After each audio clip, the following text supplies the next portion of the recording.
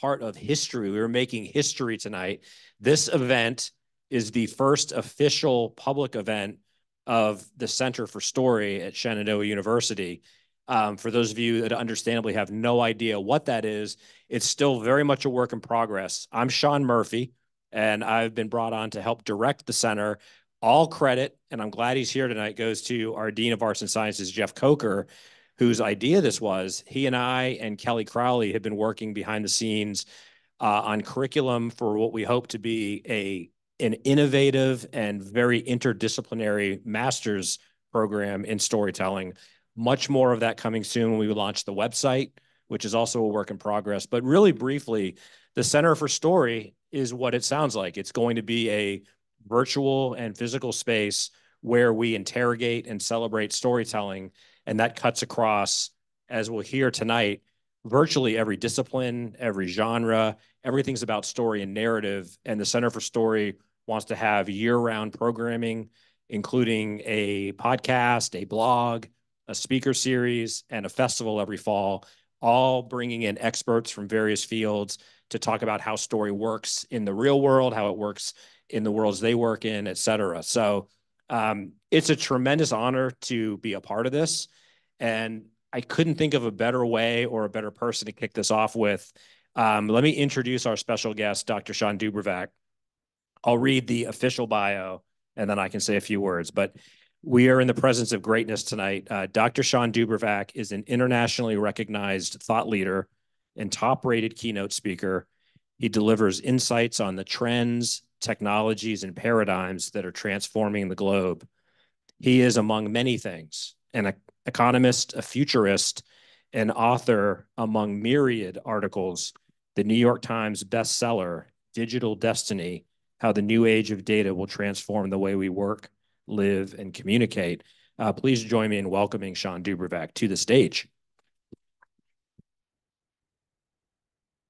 So by way of brief introduction, SHAWN and I are not only friends, I worked with him for about a decade at the Consumer Technology Association. Just show of hands, does anyone know what the Consumer Technology Association or has heard of or been to the Consumer Electronics Show in Vegas every January? Okay, so the CES, which I'm sure SHAWN will be happy to talk about throughout the evening, is the biggest trade show of the tech industry. So when SHAWN and I worked together, I mostly stood in his shadow and tried to learn things, but we spent day in and day out basically obsessing about how technology and innovation impact everything from business to the arts world to just day-to-day life. So on our watch, we saw digital cameras and GPS systems, like all these different devices, all slowly get consolidated into a phone. So we're old timers, but whenever I have any questions about technology or want to know, like, not just what's going on now, but what's coming up, SHAWN is the guy I turn to. And as you'll see tonight, he's forgotten more than most of us will know about technology. But what I wanted to bring him in tonight, and it's funny because I was working on the introduction, like, how do I open up? And I was going to say, well, just this week, I've read a couple of articles about AI. As I was parking in my Gmail, an article came in from someone like the New Yorker, like, are we at max or peak AI? And I'm like, as I'm pulling into the parking lot are we at peak AI? So that's a question I want to ask. The only other thing I'll say before we turn it over is I want this to be informal. So as we go along, please feel free to raise your hand. We've got a microphone and you can shout out questions and comments. I don't want to wait till the end and not be able to accommodate you. So if you've got thoughts or want us to address some specific things, shout out and we'll recognize you. So SHAWN, I mean, where to begin? I think I already teed it up by saying, I mean, every day, every week, there's more about AI. Let's assume that people here, for understandable reasons, maybe aren't following the trends that closely. How do we even grapple with AI? Like, what is AI and why are we even talking about it? And like, how is it impacting academia in particular? Yeah, so I think you want to break AI up into a variety of different pieces. I think what we've been focusing on in the last 24 months is generative AI. And probably all of you know ChatGPT. How many of you used ChatGPT today? How many students are you going to use it tonight when you have to work on your homework?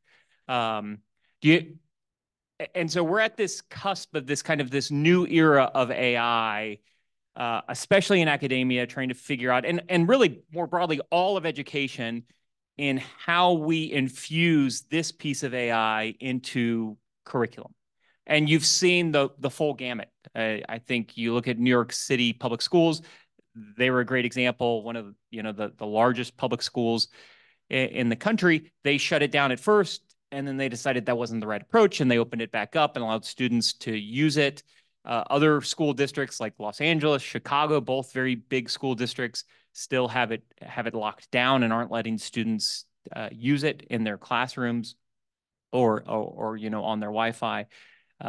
So when we talk about AI, the focus lately has really been on generative AI, but we've been dealing with AI for decades now. And I would argue it's finally coming to fruition, where the full power of what AI can do in a variety of different settings is finally coming to the forefront. So to unpack it a little bit, like a lot of the stuff I've been reading, and makes perfect sense with how media likes to frame things for hits and bite, is the alarmist angle. And you, for the nonprofit I run, 1455, we have a quarterly e-zine called Movable Type. And I asked Shawn last spring when this was cutting edge. And it's just funny because we had the same conversation last May, like, man, AI is everywhere. Can you talk about it a little bit? And here we are, whatever, 6 months later, and it's only more so. But you told kind of a tale, and I don't want to steal your thunder, so I'll let you tell it, but you set up the framework of your piece talking about how, as a society, we've tended to always be afraid of new technology, no matter what it is. Talk a little bit about how you frame that so we can have a better understanding of like what we're missing with the alarmist rhetoric and some of the more hot takes. Yeah, in that particular article, I talked about the typewriter as a new cutting edge technology. If you go back to the 1930s and you look at how they wrote about the typewriter, especially writers wrote about the typewriter, they were aghast, they were, offended, and they were concerned that the typewriter and all of the clicking and clacking that the typewriter made would disrupt the newsroom, that you wouldn't be able to write great news and write great articles because people would be on their typewriter making noise and impacting the environment there. Obviously, the typewriter didn't destroy news as we knew it, but it did change how work flowed through newsrooms. And I think that's the key. I think right now, both spectrums, both ends of the spectrum have it wrong. You hear some people saying, oh, AI is going to change everything, and genie's out of the box. It's never going to be able to go back to the way it always was. And you also have this other side that says, oh, AI is not going to change the human experience. It's not going to change things that are fundamentally human. And I would argue, both of those are wrong, that AI is fundamentally going to change what it means to be human. Generative AI will fundamentally change what it means to be human. But that doesn't mean that there isn't place to be human in that. And if you go back, any time in history, the human experience, if you go back far enough, was about hunting and gathering. All day long, you spent hunting and gathering to try to increase your nutritional take and that of your family or your community unit. And then over time, we learned how to gain economies to scale. We learned how to automate some of those things. We learned division of labor. And so now most of us spend very little amount of our day finding food, right? Especially if you're on a campus, you just go to the cafeteria and it's provided there for you, or you walk across the street to the gas station and it's there waiting for you. Ample choices, we can argue whether that's good or whether that's bad, but we spend very little amount of our time today trying to gather enough food to satisfy the calories that we're going to need to survive the night. And that was the human experience. So the human experience is fundamentally different than it once was because of technology. And so, I think people who say, oh, generative AI, it's not going to change the human experience, are looking at it too narrowly. At the same time, there is still a place for humans, especially I think when it comes to work. So in economics, we have something called the lump labor fallacy, which is the idea that work is finite and that there's only so much work to be done. And if we can satisfy that work, then then it's done, right? We've done all the work that there is to be done. But we see time and again that we create entirely new industries. We can create entirely new markets and opportunities and jobs that just years ago didn't exist. You look at social media influencers. That's a category that really didn't exist.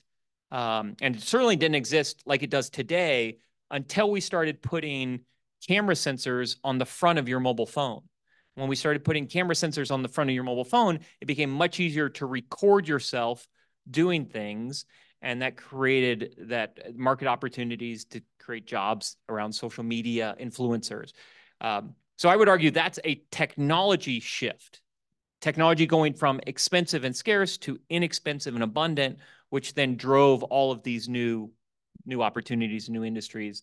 And I think generative AI will do that same thing. It will certainly replace some of the things that we had spent a lot of time doing, but it will open up new opportunities at the same time. I love it. So let me get a read of the room. Who here would say that they're familiar with AI or feel like they could explain what AI is, just high level? Like who? There's no wrong answer, obviously. I just want to see who. So then on the other extreme, who's like, I keep hearing about it. I don't know what it is, what it does. Show of hands that are really like, don't have a take at all. All right. So everyone is at least passingly familiar. So Shawn, I think, we want to, I think you and I could have a lot of fun talking for hours about the implications of how this is changing culture, how it's changing. Technology is always impacted, like it's chicken egg of do people change technology? Do technology change people? It's always both. But as it relates to academia, like some of the concerns that I hear is that it's too much of a good thing. There's too much information, too easily accessible. How do we either unpackage or demystify those concerns? That like, how can something that's generating so much knowledge and so much stored information possibly be a bad thing? Yeah, so I think it's key to recognize what generative AI is, and it isn't data retrieval, it's data prediction. It's predicting what the next word should be or what the word after that should be. And those models have gotten better so that we can predict longer series of words. And we could run an experiment right now. If I were to say, once upon a blank, what would you say that next word is going to be? Time, right? We pretty much all agree the next word is going to be once upon a time. And we could go forward with what the next word, out of that is. If I said, for breakfast, I like to eat a bagel with cream cheese. So there you guessed two words, right? You predicted cream and then you predicted cheese. And so that's what generative AI is doing. It isn't looking into a database that has all of Shawn's preferences for breakfast and saying this is the right one. It's predicting based upon, and it's driving a consensus. So I think you have to recognize the information that it's delivering isn't necessarily a right or wrong answer. It's a prediction about what it thinks that answer should be or could be. It's one of the reasons why ChatGPT is horrible at telling jokes, because you often have to start with the end. You have to start with the punchline and work backwards. And ChatGPT and generative AI models don't work backwards. They only work one direction. They work forwards. Now, we may solve that problem. We may figure out ways of solving that problem. And there's some really interesting things we're doing now with generative models. But so I think first you have to kind of start with what it is that it's delivering. And then I think you need to look at the intersection of academia and education, especially K through 12 education. I would argue in college and in graduate school, you are challenged to think outside the box. K through 12, you are less challenged to think outside the box. You're challenged to to define the box, to describe the box, to make sure you understand how long the sides are of that box. And so I worry most about K through 12 education. At least here in the US today, we have one of the best higher education systems in the entire world. So we're still far ahead. When you look at K through 12, I think the challenges are more acute. And there, I think you do need to redefine what education means, because there's so much focused on memorization, on retrieving information, and that's where AI is very good. It's very good at matching correct answers with questions. It's very good at, predicting what the answer should be. And so I think that what we're teaching at K through 12 needs to evolve. And I think there's ways that we can do that. Like writing a book report, K through 12, we probably all experienced that in high school. Here's a book, read it, write a report on it. Now we see these generative AI models are very good at doing that, or very good at analyzing the characters, or very good at, certain things like that. And so I think the challenge that academia has is I can't assign the same assignment that I have assigned for, in some cases, 100 years. Like some of this hasn't evolved in 100 years. Here's the book, write a report on it. Here's the book, analyze the character. I think, one simple way is flip that upside down.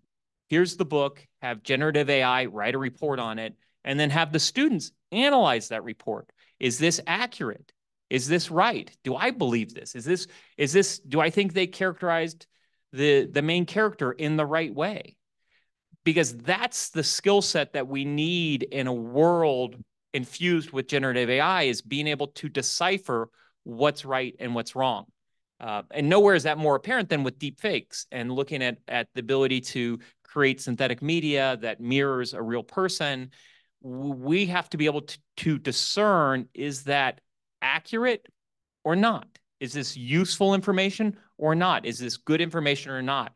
And so I think as a teacher, K through 12, as a professor in higher ed, the challenge is to rethink the curriculum, to rethink what you've been doing, and making sure that you're developing skill sets that match where the technology is going. And I think, that's the big challenge that we face today. Yeah, I think, when I read about the concerns, you bring up such a great point, because it puts the emphasis back on the end user, as opposed to the technology having its own personality and being the bad guy. It's up to the consumers of the information and the teachers to maybe start thinking outside the box and understanding, how do we rethink learning?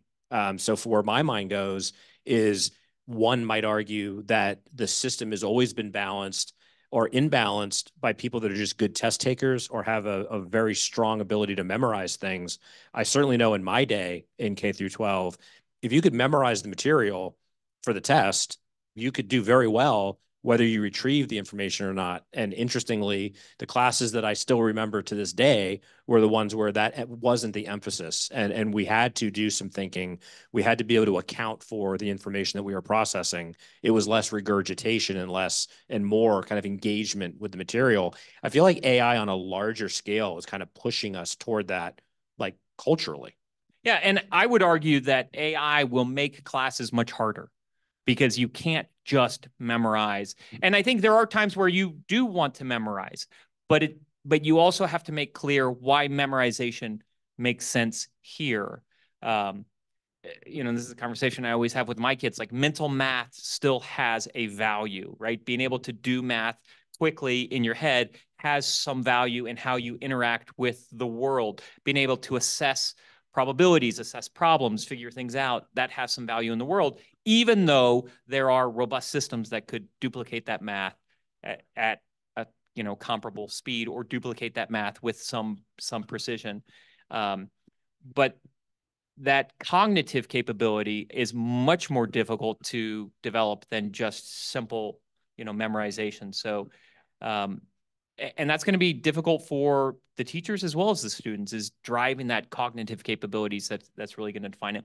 And I think the other thing is you have to recognize what's AI superpowers and what should be human superpowers. So AI, we know, is really good at pattern recognition. It's really good at parsing large data sets and finding things that humans were missing.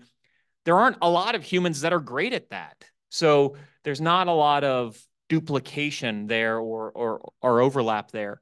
But if there are places where, you know, human superpowers are starting to get replaced by a superpower now developed by an AI system, I think that's where you need to start to evolve away from and to move away from.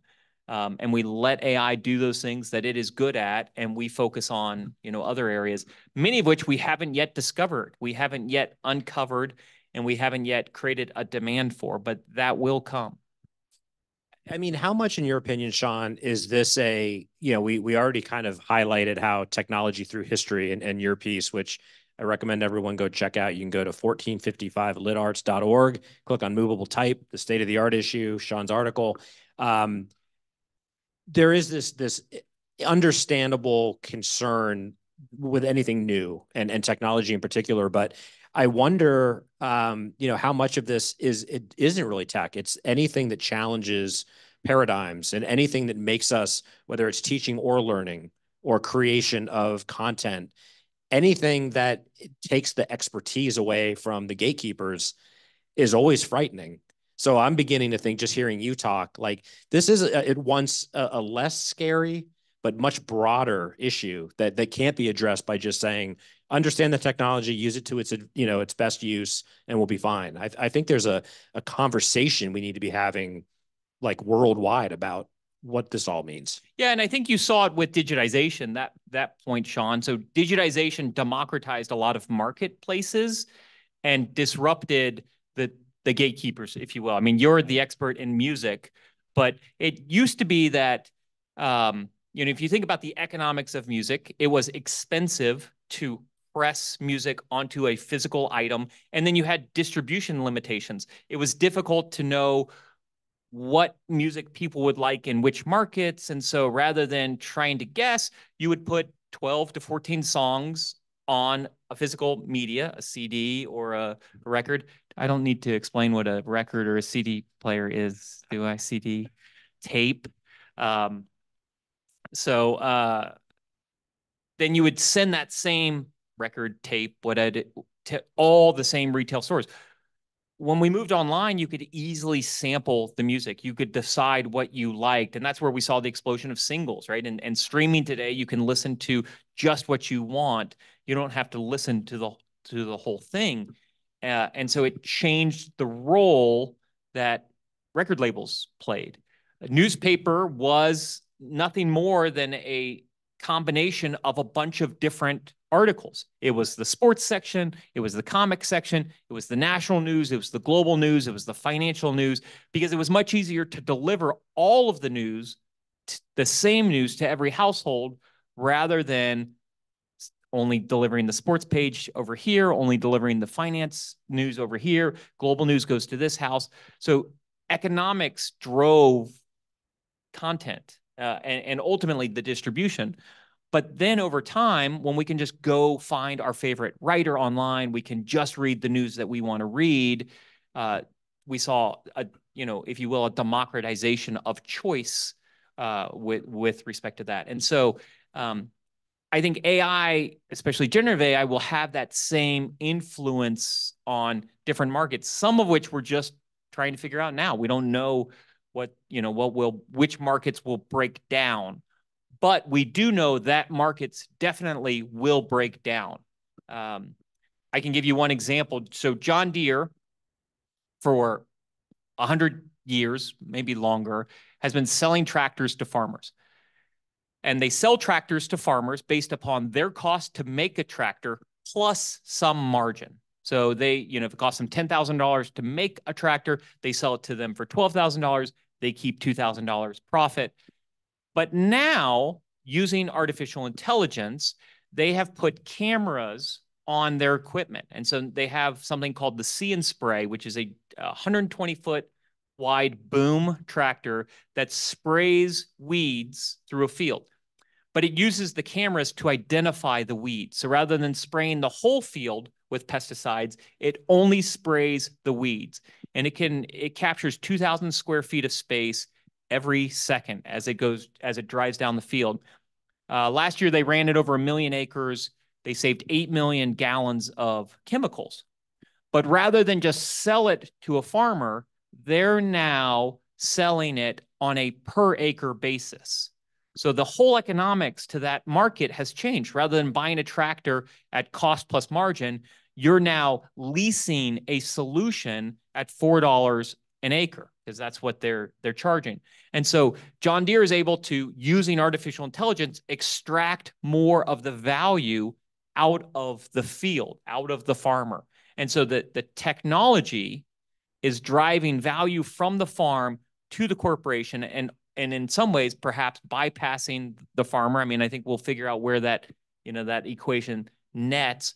But that's just one example of the market breaking apart because of artificial intelligence. That's obviously computer vision and machine learning, so it's a little bit different than generative AI that we're talking about today. But that same thing is going to happen. Markets will be broken apart by what happens in AI.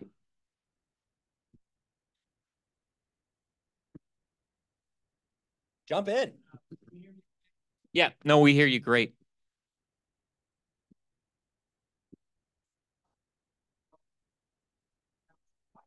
By how much concern is happening outside, I think, the Western world with respect to this issue of generative AI reinforcing very much American Eurocentric values. Because if these models are predicted based on patterns of thought, patterns of markets that are established, in sort of the core, right?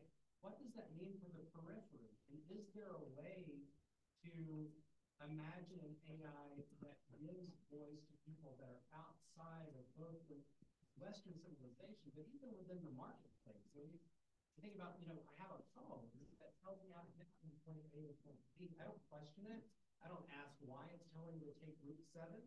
But there might be algorithmic reasons that I'm not controlling or even aware of that are guiding me in a certain direction that may be market-oriented.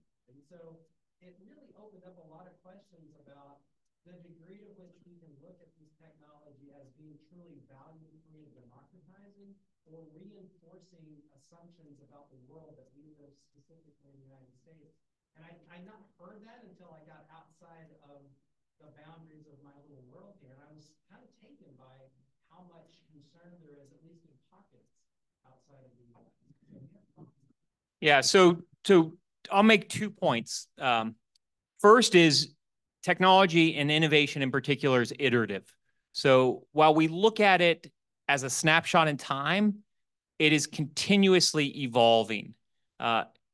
I like to think about technology creating both positive externalities and negative externalities. And so we tend to try to solve those negative externalities and reinforce the positive externalities over time. I am optimistic on humans in the long run trying to get things right. And so like one example of that I like to give is spam. The younger people in this audience won't remember spam like the rest of us in this audience will. It inundated our inboxes, right? And email democratized communication. It made it very inexpensive to communicate with people anywhere in the world. And so we saw an explosion of email. And this is what happens with technology. When technology goes from expensive and scarce to inexpensive and abundant, then we use it widely. We deploy it everywhere. So email got deployed everywhere over time. We used it widely, and our inboxes got filled with spam. And then over time, we figured out using AI, this is machine learning, how to solve for that negative, what was a very big negative externality. Now, the older people in the room, us included, will all remember going through our spam folders to make sure nothing good got caught inside of that spam filters, because the spam filters weren't very good in the beginning. But over time, they got better. And now none of us check our spam folders. I know I don't. And I presume if your email ended up in my spam folder, then you did something wrong. And so there's this iterative nature that happens. We are just in the very first chapter of generative AI. And what it has shown is exactly what you noted, is a general use case. And it does show a bias towards English speaking. It does show a bias probably towards an American-centric view, but that's not the end of it. And I think that we will develop additional models. I've seen prototypes of generative AI models that just use the information on your machine. So we can build models as small as just your laptop, and you can have a conversation with the documents that are stored on your laptop. So you imagine from historical documents or literature documents, you could say, build me a generative AI model that just looks at this piece of literature or these documents. We were talking beforehand, we could take all of George Washington's writings and make a generative AI model just from from that domain. And then the results you would get from a conversation with that generative AI model would be based just on the knowledge or information available from that. And so I do think that one of the negative externalities of AI is the biases that get embedded into the systems, and we're actively working to try to solve those. We haven't solved them all yet, but I do think that humans want to solve that for that issue, and we're going to want to figure that out. At the same time, it's colliding with historical legal structures that will impose its own influence on that. A case in point, when ChatGPT first was launched, I was working with some utility companies, and they wanted to rewrite their letters that they send out about rate increases. And I showed them how they could use ChatGPT and other generative AI models to rewrite those letters. And one of the fun applications was write it as Mickey Mouse. And so they wrote these letters in the voice of Mickey Mouse. And it was things like, well, golly gee, your rates are going up, and we feel so bad about this. Oh, shucks, but there's nothing we can do about it.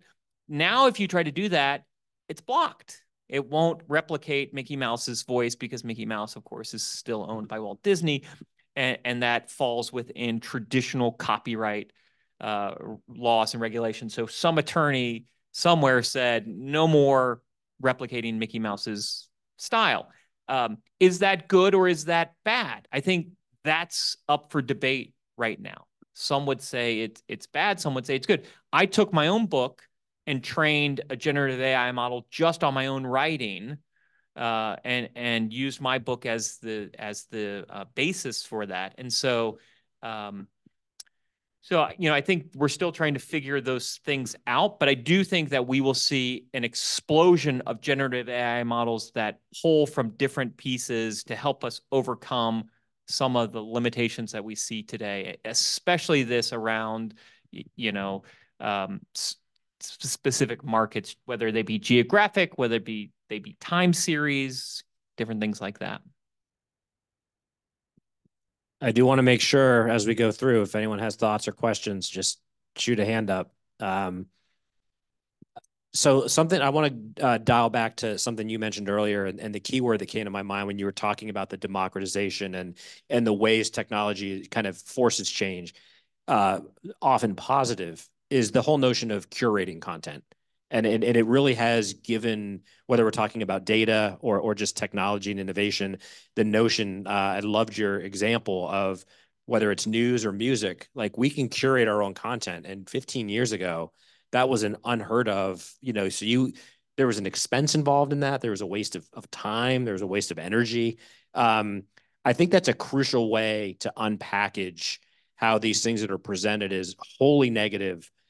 At worst, they're very complicated and complex, but I think there's like a societal, or the articles I read, maybe because they're not tech savvy, but I think there's more going on there, that this immediate assumption that it's all bad and it's all going to be limiting freedom, I think a very compelling case could be made for the opposite. You've already done it to a certain degree, but I'd love you to expand a little bit on kind of the liberating possibilities of how technology in general and AI in particular is enabling choice and curation and maybe eliminating waste and expense. Well, I think what generative AI does well is it creates discovery. So it's finding new things that I didn't know. One of the superpowers for AI is 100% summarization, taking a long document, summarizing it, and then being able to have a conversation with that document. So, if you took an academic paper that was dense and that you couldn't comprehend, or you weren't sure if you were catching the right points, then generative AI can help augment your skill set and push you forward. And so there is this ability to gain new insights that you might have missed, discover new information. If you look at like the algorithms that a Spotify uses, it's all about driving new discovery based upon past patterns and past things that you've enjoyed. So if you've listened to this type of music, then here's other music that you might like. And I'll start to infuse these new musics so you can discover new music that you may like. So I think that discovery is a key piece. And if you look at how Amazon is using it, they're taking hundreds of thousands, in some cases, of reviews on a product, and they're summarizing it. So now if you go to Amazon.com, you can just read the summary. Kayak has a new beta in their Kayak platform where you might say, hey, give me hotels around the White House, and it will then list a couple of hotels. And then you might say, okay, now give me boutique hotels, or give me hotels that have a swimming pool. And so it's helping you discover new opportunities that you might not have considered just looking at a list of options. So I think, what the democratization is really around discovering new opportunities. And when it comes to, finding writers that you like, finding books that you might like, I think that's an interesting use case, is discovering new options. I think we haven't really fully unpackaged all of the negative externalities. I don't think we know them all. And if you look at the mobile phone, we didn't know what negative externalities were going to be created there. And especially with social media, we didn't know what all the negative externalities were going to be. We're discovering some of those now today. The research has become quite clear that it's detrimental to mental wellness, especially with younger people, especially with females. And so I do think you see companies starting to pay attention to that and starting to change the way that they do things. You've seen them remove you can remove likes if you want. And so the things that they think are reinforcing those negative externalities, they're trying to create some choice, or and sometimes remove them. We're not there yet. I don't think we're all the way to where we should be, but we're seeing the negative externalities and we're trying to address them. I think the same thing will happen with generative AI. We'll see the negative externalities and we'll try to address them. I think that one of the things we need to worry about is we can't see it from the historical view. And I worry that education says, well, look, now they can just write a report from the book. And that's a negative externality because it interferes with the way I've always taught this curriculum. And so they have to say, okay, generative AI can do what I have always assigned. I need to assign something different. I need to come up with something new and unique that leverages AI and allows the students to augment their skills, but also challenges them to develop cognitive capabilities that they didn't have. Once, Nathan, I'll call on you in a second. I wonder, and I don't want to reduce this, I've already kind of reduced it down, but I mean, the more I hear you talk and the more I think about it, this isn't the answer we're looking for, but some of this, it just keeps circling back to resistance to change, full stop. Resistance to change, whether it's student behavior, especially teacher or expert behavior, there's always going to be a pushback if someone has to learn new skills or figure out new ways to do familiar things. So I offer that up just to say a grain of salt in terms of the alarmist rhetoric, because some of this is just this means I have to do something in a different way. And I think there's always going to be a natural pushback. I think the other thing to recognize is the rate of change with technology is often faster than everything else. So technology moves faster than product, product moves faster than business, business moves faster than industry. So we're at the front of this force where technology has moved faster than anything else in its path has been able to change. And so the next 24 months, I think we're going to see a tremendous amount of change as and we're seeing it with product now. Technology moves faster than product. Products are starting to change, but businesses haven't yet fully changed. Institutions haven't fully changed. Industries haven't yet fully changed. And that will come because of the spark that we saw with technology. Nathan. So you brought up this book, and I want to probe that example. I actually something going on. It's a little bit of a focus on the loop, right? This sign of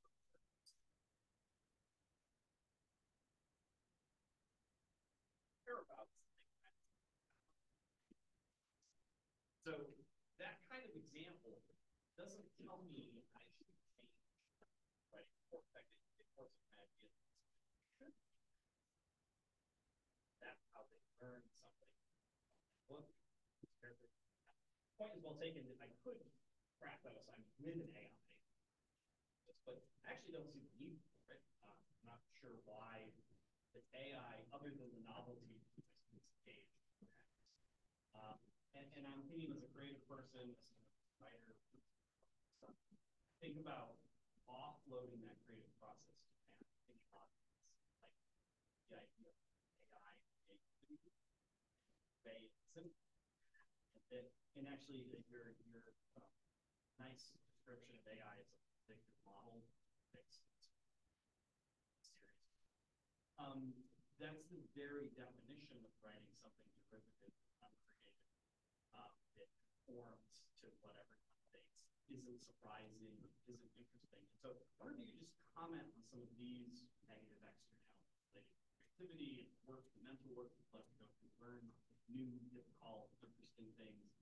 Kind of maybe some of the risks of AI, maybe if you see any ways that AI is help that process. Yeah. So, and I think we're still on the very early cusp of figuring out where it's good and where it's harmful. And I think it will take some time for that to play out. I think the risk is we assign something to students because we want them to develop some techniques or some skills or some cognitive capabilities. And if they can easily replicate that without developing those skills, techniques, and cognitive capabilities, then the assignment hasn't achieved the objective. Your point is well taken that if they had a generative AI model write the report, then and that report isn't as good as what they themselves would create, then they haven't replicated the assignment. And that might be what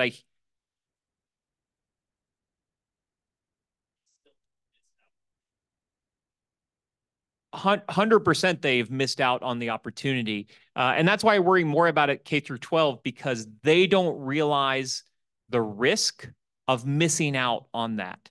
And this is one of the challenges with technologies. And to me, one of the negative externalities of technology is that we don't wrestle with ideas like we once did because we had more time that was vacant from all other things in our life, right? I mean, I've known Sean for a long time, and I imagine his writing style, his writing technique hasn't changed, right? You're probably still using yellow pads.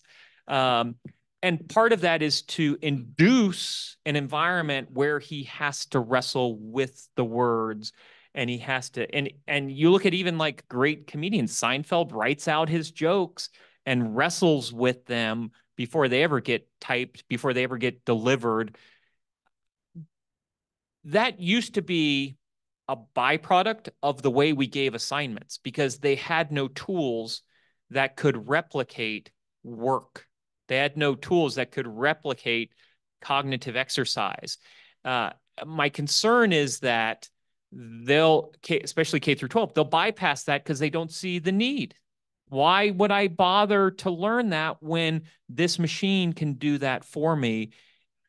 Yeah, or better than me, right? And so we need to give them assignments that still force an environment where they're developing cognitive skills, because it's more apparent than ever that those cognitive skills are what's going to drive them, drive success in the future, or give them a placement in an economics, environment and economic society.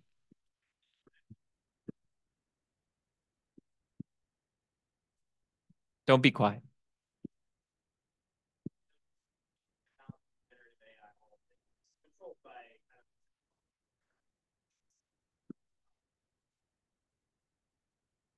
That feels like an uphill battle to create that very good environment to thrive. Maybe new ways, that accommodate some of the AI developments to still have people who are thinking, or engaged in stuff. It feels like an uphill battle against the algorithm that wants you to have made product quickly so that they might data and sell things. Yeah, I mean, I think it is an uphill battle, but learning is also an uphill battle. And, I think finding creating economic value is an uphill battle. Like all of this is going to be challenging. I'm less concerned that the technology of the day is seemingly controlled by companies like Google and Meta and Amazon, because we know that leadership within any market segment has changed over time. Now, it could be that this time it's different, and that these companies won't ever falter, and that their access to data and to AI models and to powerful computing chips will provide buffers for them, that they never will be defeated. And certainly there are many in government agencies today that believe that to be the case. And so they're using traditional laws like antitrust to address that. But I guess I'm less concerned about that for a number of reasons. One, because I think large companies get big and they get slow and they struggle to stay up. Amazon's mantra and Jeff Bezos's mantra always was day one. So in his very first letter to shareholders in 1997, he writes, "This is day one for the internet, and if we execute well, day one for Amazon." And he included that shareholder letter in 1997 and all subsequent shareholder letters, stapled it to the back, figuratively, digitally, and reminded his staff that it was always day one. Because if it was day two, and he was asked one time, "What does day two look like?" He said, "It's death. It's slow demise. It's you always have to be innovating and creating, and you always have to be preparing like it's day one." And so I do think they will struggle. I also think around like generative AI models, Shenandoah University could have its own generative AI model. Like they don't have to be beholden to other tech companies. They'll have that developed here locally, and they'll get to choose the personas and the voices and the materials and all of these things. I can see a future where every class even could have its own generative AI model, that was embedded in the curriculum. Just like we can have it just for our own laptop, our own computer, we'll be able to use it there. So I'm kind of less worried about the big tech companies controlling us like a puppet, but we do need to recognize that algorithms are influencing us based upon our past behavior. And so we need to recognize that, hey, I don't want this recommendation in this part of my life at this time. I'm actually quite optimistic about younger cohorts because they don't view data the way older cohorts do. Let me ask for the students in the room, how many of you have an Instagram account or have had an Instagram account at one time? So all of you, I think, right? How many of you have deleted photos from that Instagram account? And why did you delete photos from the Instagram account? Now, if you were to ask older audiences, how many photos do you have of your great-grandfather? We might say 3, we might say 7, and we would never destroy of that object, right? Because it was scarce. But why have you deleted photos from your history? And would you say you've deleted, who's someone who's deleted a lot of photos? Has anyone here deleted all of their photos on Instagram and started fresh? We've got a couple here who have done that, right? Why did you do that? Right. Because cringe in middle school is the answer. Fringe in middle school, but I would argue there's a deeper view. What happened was the data that existed no longer aligned with what you saw as your identity. It no longer aligned with what you saw as yourself. And so you deleted that data so that the data then would align with who you are. And I think that is and I see it with lots of younger cohorts. Older cohorts would never delete data. We don't delete drafts, right? We save drafts. All of us can remember stressing over which draft to keep because we were out of space on our computer. And I'm like, I've got to delete one of these and I'm not sure which one to delete. Maybe I'll print it out, right? We would save, but younger audiences that recognize data is unlimited and can be easily replicated and replaced are fine deleting old things so that the data aligns. And if it's the algorithms are being delivered by the data and they're willing to cure or to cut off old data, then I'm optimistic that they will see that. But I do think it's very important that we recognize that algorithms are designed to drive us in certain directions. And if it's a corporation that's driving us in certain directions, at the end of the day, there needs to be economic value for them delivered at the end of the day. And that's often through a purchase, through subscription, through advertisement, through something else. And so you do need to be mindful of that. But I'm optimistic that younger cohorts are willing to try to move those algorithms so that they align with where they want to go. Yeah, and just thinking about algorithms, everyone think about Spotify or however you stream music. Some of the concerns I heard initially were this is going to limit choice and who wants a curated playlist from Amazon or Spotify. And I think the options are always out there for ease of use in any scenario. And that's a fine option to pick from. That's like, exhibit A. But how many people in this room, nobody has the same playlists? And to me, that's the metaphor for how data and technology empower. And it's ultimately a function of how we're using it. So I think we can and should be cognizant of all the concerns. Like, are there big businesses that want our data and want us to influence our purchasing behavior? Of course. Are there ways that you can cheat or take shortcuts that hurt both students and the teacher? Of course. But on balance and over time, I think most of the people that were alarmist about Spotify are probably the biggest advocates now because they've seen in use case scenarios, I can curate all these playlists for free and I can share them. It's a very empowering tool. Yeah, and the role changes, right? Because you can share those playlists, and so now you become a curator for an audience. At the same time, I think some of the risks, I wouldn't be an economist if I didn't give you both hands. Like, some of the risks are that we have fewer shared experiences because we're all having our own experiences. And we certainly see that with media. We see it extremely strong around politics, where we share our own, we've curated it so tightly that we're not always being exposed to alternative views.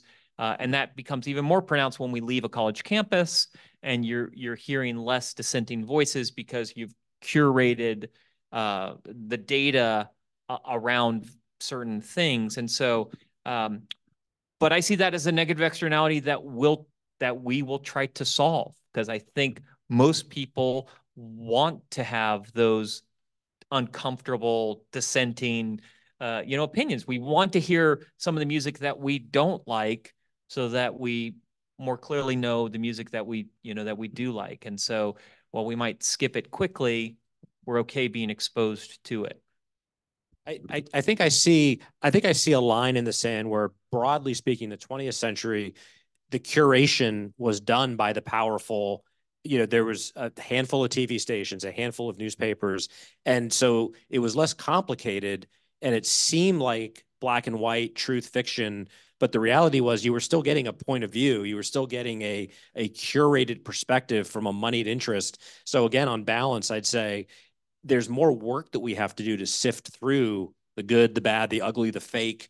But once we're able to discern what's real and what's of value, we can get more sources of information, which I think leads us to a better place, kind of in terms of the knowledge we're accumulating.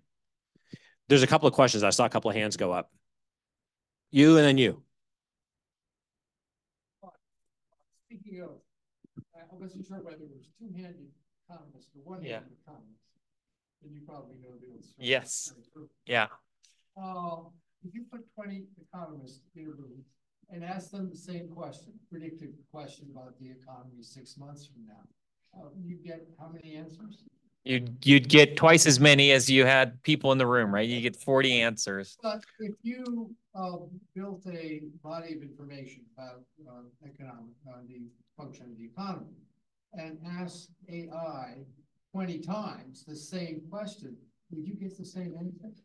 You might get the same answer. And so I think this is one of the challenges with generative AI. And generative AI, as you probably all know, isn't great at giving the answer, like giving, if you're wanting to use it in a useful, augmenting way, it's better to ask a generative AI model, give me examples of X, give me 10 options for Y, rather than what's the best answer for this.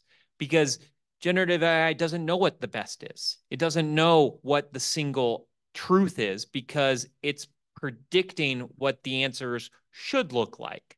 So it isn't great at saying which couch should I put in my living room, but it would be good at saying which of these couches might fit in this space.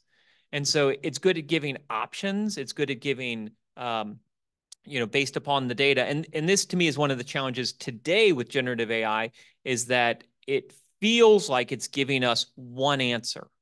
It feels like it's giving us the only answer, the right answer. But we know that it's just predicting one of many different outcomes. And so, well, again, it's probability. So it's giving us, if we only ask it for one answer, it will give us the answer with the highest probability. But that's not necessarily the best answer. And so I think the way I use generative AI models is, give me 16 options for this. Give me 10 options for this. Help me think through this 5 different ways. Like, I will never ask it, what's the best answer for this, or what's the best option of this, because it doesn't understand best. It will give us an answer because it has been trained and programmed to always deliver an answer. And actually, you're seeing them push back on that now. I mean, generative AI, ChatGPT will be like, I don't know what the answer is. I can't speak to this. I can't answer that because you've asked me about something that I've now been programmed to not answer.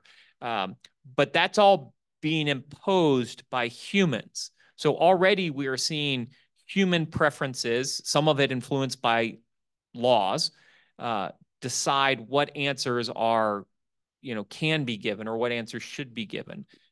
But it doesn't understand best. And so it might take all of that economic data and make a prediction with the highest probability, but we only know that, ex ante, here's the prediction, not ultimately what comes to fruition. And I think for humans, it's important to recognize that it isn't a foregone conclusion. What it predicts is just one of many possible scenarios.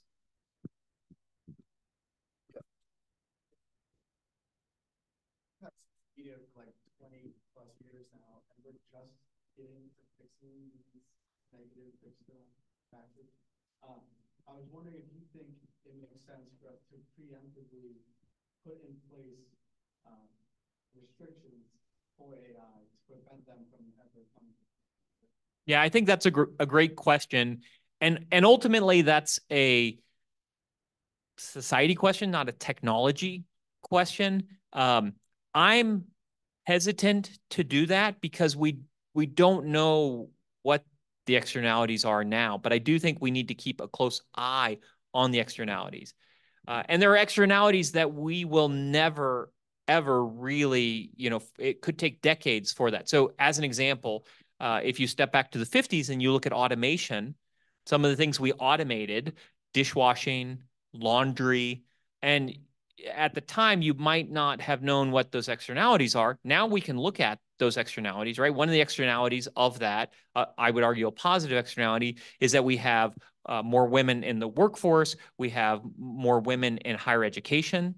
There's 60% today of higher education is women, largely because in the 50s, we started to automate some of the skill set, some of the tasks that they were largely doing. And so, but at the time, you didn't see that as part of the conversation. People weren't saying, hey, put a dishwasher in every house, put laundry, washing machine and dishwashers in every house, and we'll drive women into higher education. Like that wasn't part of the conversations because we didn't foresee that. Now, when you look back at it, you're like, oh, of course, you automate some of these household chores and you're going to drive these outcomes. It seems so logical and so clear, but it wasn't part of the conversation. There are historians in this room. Maybe they can look back and say, but I don't remember seeing any articles from the 50s that said, beware of these technologies because it's going to disrupt the household. It freed up time in the household. And early on, that time was used other places. And then over time, that time began to be used for work outside of the household, and then also, aspirations towards higher education. So it could take 50 years for us to really see what AI opens up as far as opportunities go, as well as, what some of those negative externalities are. And I think it's important that as we identify those negative externalities, we address them quickly. Some of those have already happened, right? I mean, one would argue that, oh, we don't want these generative AI models copying copyrighted material. That stuff is already getting worked into, the system. And so we're addressing some of those concerns early on. And I think, we'll continue to iterate and it will continue to evolve. Any other thoughts, questions, concerns? Young man in the back.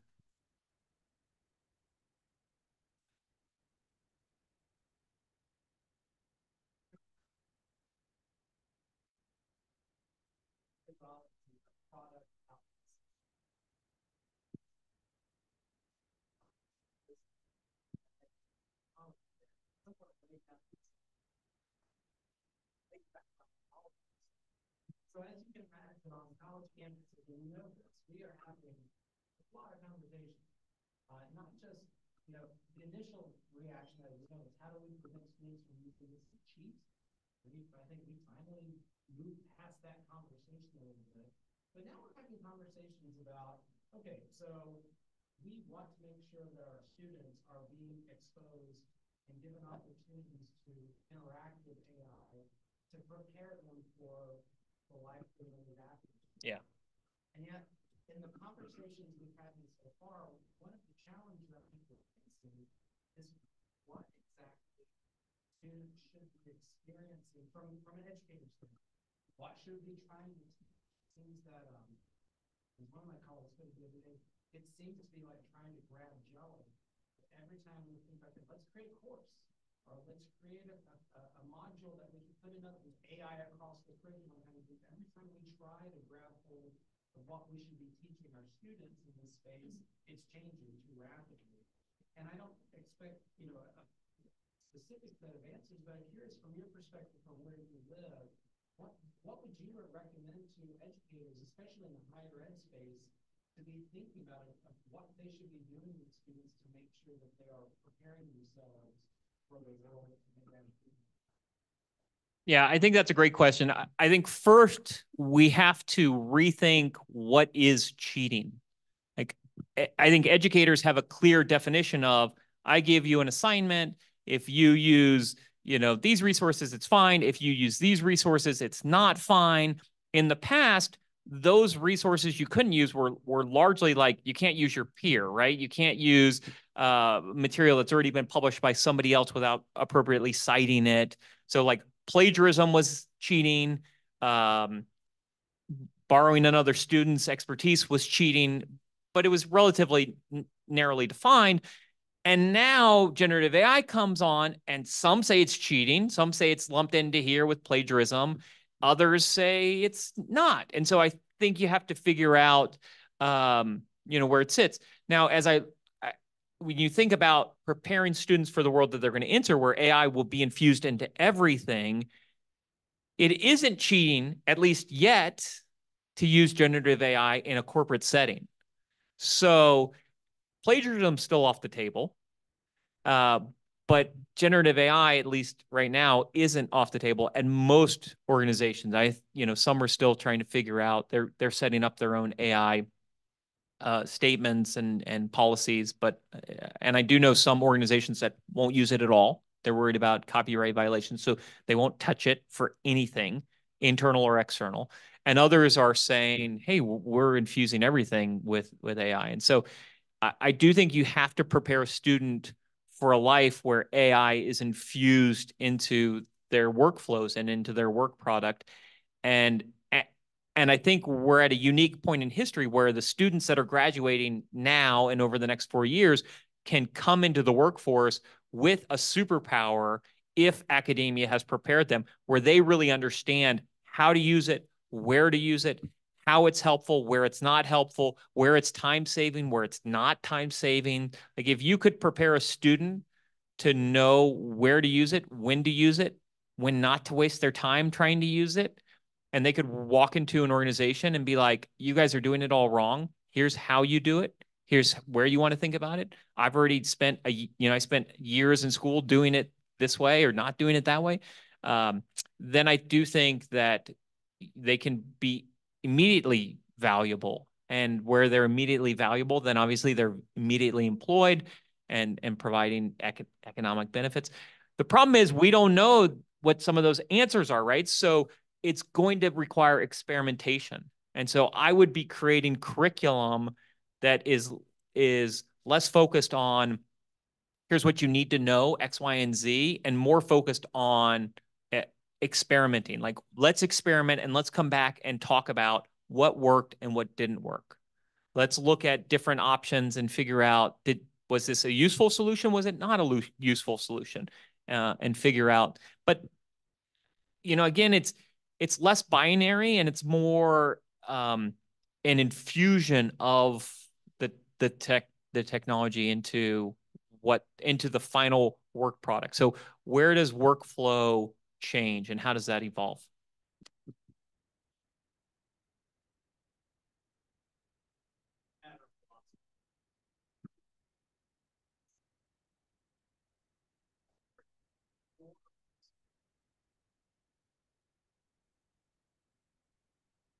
But because this is the center story,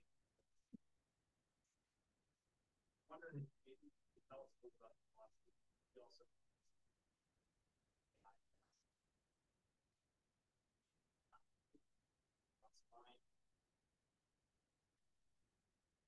Okay. So my line on where it's cheating and not cheating, I don't think of generative AI as cheating. I think that it supplants things that we were teaching, and we should move away from teaching in some of those domains where generative AI is clearly going to deliver a superior product or a superior deliverable. And so we have to figure out, how do we teach around that? How do we teach something new? How do we build off of the generative AI deliverable and push it even further? And I think there's a lot of opportunity. It will require us to think innovatively and creatively. And that's the part that makes me excited, because if we kind of have, generative AI plays a base in certain areas, and then we really are pushing to be more thought-provoking, more creative. Like, I just look at, and SHAWN can speak to this too, just like how we never run out of creative ideas in music, right? We're coming up constantly. We can argue whether it's good outcomes or bad outcomes, but like artists today are being creative. They're being creative, around this, though, they're being creative within an economic model. So let me give you an example of this. If you go back to the 1970s and you look at the top 10 songs, all of the titles were multiple words of the top 10 songs. Fame, 1970, I think, or 71, when I looked at this. Fame is the only song in the top 10 for the year with one word. But you look now, all the songs are one word, because it's easier to find in a streaming environment if it's one word. And so all the words are one word. Songs are only paid if they stream for more than 30 seconds. So if you skip in the first 30 seconds, the artist isn't paid. So what do artists do? They jump right into the chorus. They don't give you this long interlude. They jump right into the chorus. Bohemian Rhapsody would never be created today. Now, we can argue whether that's a market failure or not, but it had a full minute of an interlude, and it's 5 minutes long, and so long that it was longer. It's shocking that it got played at all, even when it was created, because it had to be shipped on tapes. It couldn't be pressed on the single side of a 45 at that time, I think, because of the technology limitations. So Taylor Swift is a master at this, jumping you right into the chorus, hooking you right from the beginning, forcing you to get at least past 30 seconds before you skip so that she gets paid. Artists are putting more songs on an album, because we used to do 12 to 14 songs. That was kind of the limitations, physical limitations of the technology. Now we do 22 songs on an album, because the more plays, the more chances of that album going platinum or going gold. So they're creative, but they're creative within an economic environment. And I think, so we're constantly coming up with new creative ideas. I look at all of the writers who have been able to create their own platforms. Like, they've left the Washington Post or the New York Times, or they've left these places because they've become a name. They're no longer just an article. They're now the byline. And so they've created platforms, and they've gotten creative on how they're delivering the content, but they're doing it within an economic marketplace and an economic environment. So that was a long way of saying I'm excited for the creativity and the innovation that could come out of this. And that's where I would be encouraging students and pressing students is be experimental, be creative, be innovative, figure out something new to do, a new twist on this. So don't just take what generative AI gives you, but maybe use it to come up with something new and creative. So where do I use it? I use it all the time in everything. I will use it. I mean, obviously, I use it for copy edits. And I have a professional copy editor that I still use, but I will use it for just quick copy edits. Make sure this is, copy edit according to AP or whatever I'm doing, and hope that it catches most things before it maybe goes to a professional copy editor. And it has gotten very good at that. It's very good at following rules and, doing that. So copy editing, I use it there. I might use it to figure out, like, I've got a client right now. I'm writing, I write them a weekly newsletter for them. So I'll use it to come up with a title for the newsletter. The weekly newsletter each week has a different title. I'll feed in the text that I've written and say, give me six different title options. Rarely will I take one option as the answer, but it will give me an idea of, like, oh, that's interesting. I didn't even think. So, like, in my last week, I was writing, it's for a trade association, and I write an economic article for them. And I was talking about the hot inflation numbers we had last week, and the weather and the weather was cold in January and warmed up in February, and that had an impact on some growth in economic categories. So one of the plays on that word was hot inflation, cold weather, and I was like, oh, I hadn't even realized that there was a play on these different temperatures. And so that's an interesting, what could I do with that? And so I use it as, in fact, the GPT that I created, I call Sean's intern. And like an intern, interns are very fast, but not often right. They're good at getting you something quickly, but maybe it's not right. And so that's how I think of generative AI. Give me a quick answer. In fact, give me 10 quick answers, and then let that be part of my workflow and help me think of different things. So I could think of lots of ways, that you could use generative AI as part of an assignment workflow, right? You could have them feed in some text and get 5 different options and then write about those 5 different options, or have ChatGPT write about those 5 different options and then analyze those 5 different options from some other point of view based upon what you had talked about in class. So to me, it's part of the workflow. It's like the typewriter. It's like the computer. Both of those became part of our workflow. Email became part of our workflow. And I think that's how we prepare students for the future, is we make this part of their workflow and help them figure out, where does it make sense in my workflow and where does it not make sense in my workflow? And some of these things I'm still discovering where it makes sense. And I discover that through experimentation. And I'm sure everyone in this room who's used ChatGPT or other things like that, you're like, well, it's horrible at doing this, or it's really good at doing that. I'm less a fan of, there's this whole concept of prompt engineering, like writing the perfect prompt. I think that's totally misguided, because it's the sense that if I write the perfect input, then I will get the perfect answer, and there's only one answer. And so I think it's conversational. Just like I could give an intern, the perfect, if I'm going to take time and write to an intern, I might still get a bad answer. So I want to have a conversation. And to me, that's what generative AI is created to do, is have a conversation. And I think we're going to see a lot more of that. And I think it's happening at a time when this younger generation is more comfortable having conversations with computing environments. They're comfortable texting. I mean, I've been watching them all text all this whole time, right? They're all texting. They might even be texting. You guys texting each other? How many, for you 4 in the back, have you texted somebody who's sitting right next to you while we've been here? No? Why not? Haven't you shared a video, done something, shared? Okay, well, that was a bad example. But it's not uncommon, right, for you guys to be like sitting right next to each other and just say, oh, here, check this out. This is hilarious. And so did you guys share something over there? No? So, I think that I don't even know where I was going with that point, but I was just trying to call you guys out.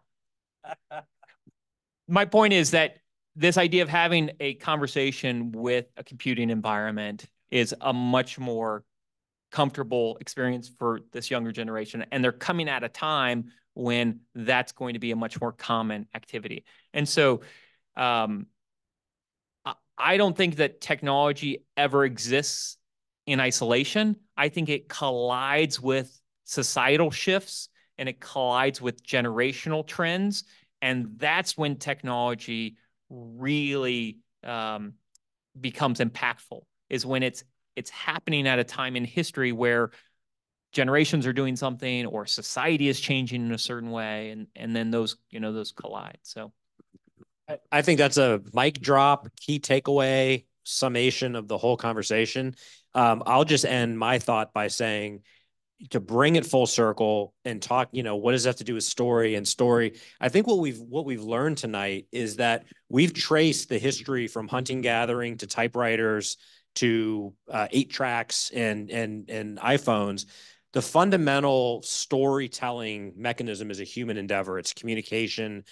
So creativity, art, I don't think are going to be unduly impacted. It's a matter of how we're using this technology, and those that use it to their advantage and take advantage of the good and minimize the bad have better opportunities to learn, have better opportunities to engage, and perhaps expand the possibilities of originality and creativity. So I think on balance, what you're hearing here is that we're both very bullish on how we need to lean into technology and equip ourselves.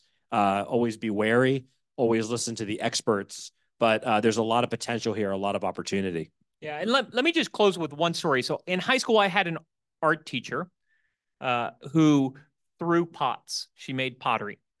But she didn't just make gorgeous pots. She made gorgeous pots that had been changed in a way. So she would throw a perfect pot and then she would push it off center, or she would change it, or she would cut it down the middle. And I asked her one time, like, why do you do that? Why do you change it? And she said, because I can already make a perfect pot every single time. I've been doing this now for decades. I can make the standard pot. What I want to make is something different, something unique. And I think that's our challenge as storytellers, is not just to take the basic story, but to figure out, how do I change the basic story? How do I do something different? And for all of us who watch any movies or TVs, it's clear that we need more innovation, more creativity, more storylines, like new endings, new plot twists. And my hope is that generative AI pushes some creativity and some innovation and nudges you in a direction. So as you use it, don't use it as the definitive truth, but use it as a jumping off point that says, what if? Like, what if I went further down this road? What if I didn't just stop there, but what if I went one step further and decided to change this story in a way that other people aren't expecting? I think that's the challenge as a storyteller. And if we can seize that challenge, I think the opportunities to be impactful are tremendous. Like, if you can take a story and change it in a way that people aren't expecting, I think there's some really awesome opportunity there for all of us. Well, thank you all for being here tonight. Appreciate the questions, appreciate the participation. Please join me in thanking Dr. SHAWN DUBRAVAC for being here, and please come back and check in with us in a few months.